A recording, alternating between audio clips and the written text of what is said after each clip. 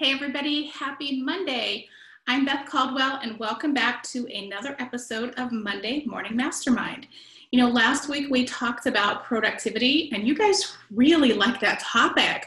I mean, you've been chatting on it and many of you shared that video. Thank you so much. So I know that productivity is a hot button for you guys and you all want to be more productive. So I was looking through my notes and I was thinking, geez, what else can I talk about on productivity? And I found this article that I did in 2016. So I'm going to give you the highlights of this article. And then if you want a copy of it, just post below this video, show me the article, and I'll paste the link in there directly to you so you can see it. But here's the highlights. And the topic of this article is productivity tips for influential leaders. And these are the things that my clients who I coach through leadership issues struggle with the most in productivity. So I'm going to give you the three highlights from this. Let me tell you that if you are scattered, overbooked, and overwhelmed, and many of us are at different times of the day and different days of the week, scattered, overwhelmed, and overbooked, you are never going to be productive. You're probably going to struggle with profits, and you're going to have a really hard time getting the people on your team to respect and admire you and also to honor your time. And so I struggled with this, you guys, for years. And I was so scattered and so overbooked and so overwhelmed that I worked myself into being very, very sick.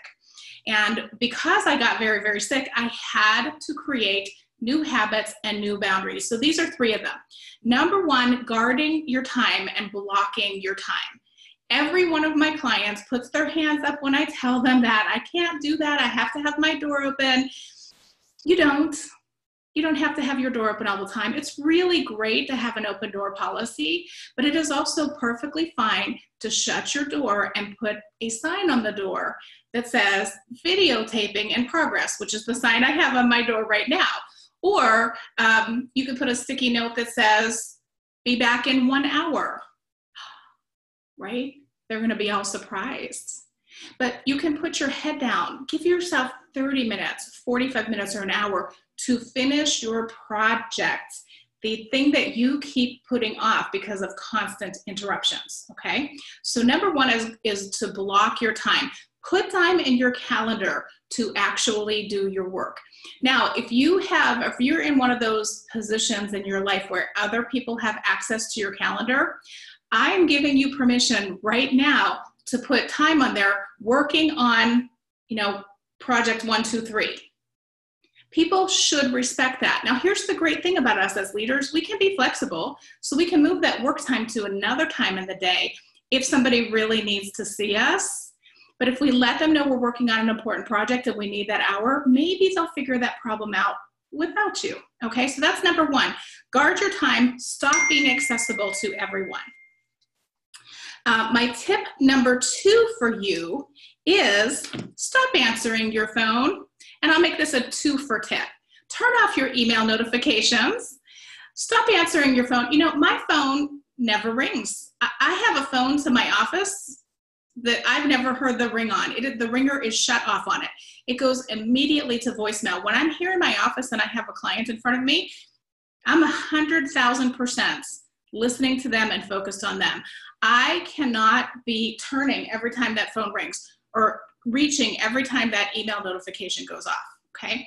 Now, listen, I'm in a place in my life where my children are grown and in college and out of college, so I don't need to be constantly watching this phone to see if the school is calling. When the school was calling, I didn't keep my phone shut off. I checked it all the time. But I'm at a point in my life where I can shut off my phone. And if you can shut off your telephone, your social media, your email notifications, I cannot tell you how much having a little space without distractions can make you more productive. It is so fantastically amazing, you guys. You have to try it. Let me tell you something that I do. Okay, lean in to hear this because this is pretty scary for some of you.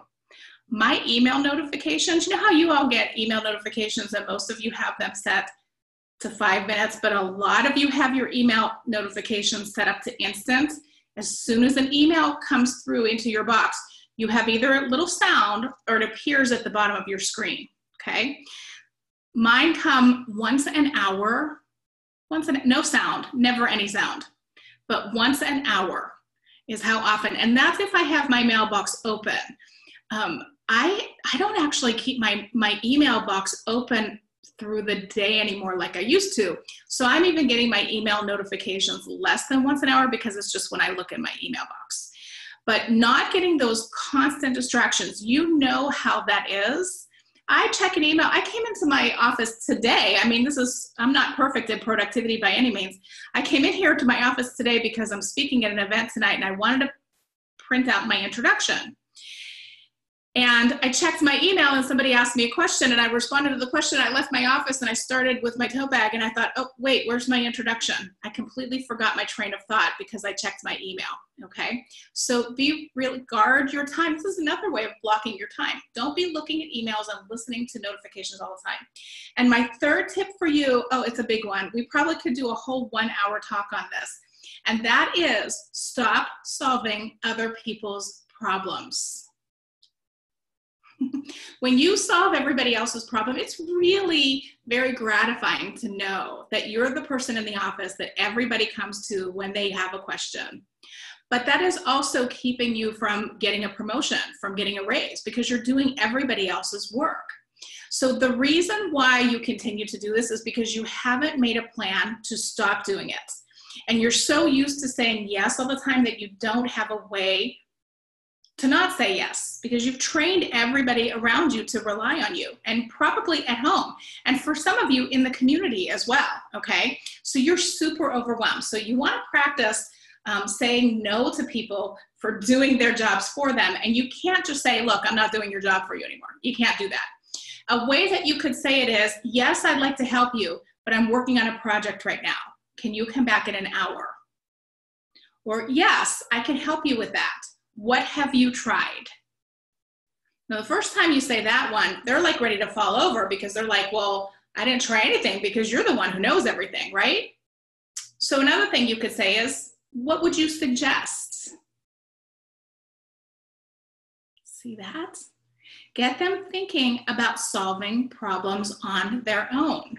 How do you recommend that we solve this? Okay.